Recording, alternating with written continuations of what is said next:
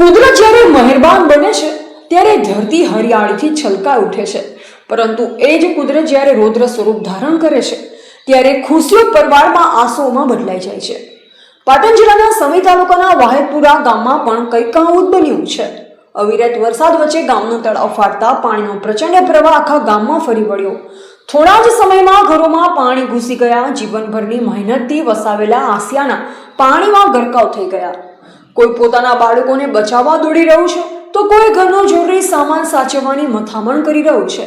અનેક પરિવાર પોતાના જ ઘરમાંથી બહાર નીકળવા મજબૂર બન્યા છે.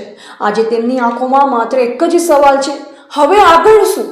અસરગ્રસ્ત પરિવારોને ગામની પ્રાથમિક શાળામાં ખસેડવામાં આવ્યા છે, પરંતુ ઘર છોડવાની પીડા અને ભવિષ્યની ચિંતા દરેક ચહેરા પર સ્પષ્ટ દેખાઈ રહી છે.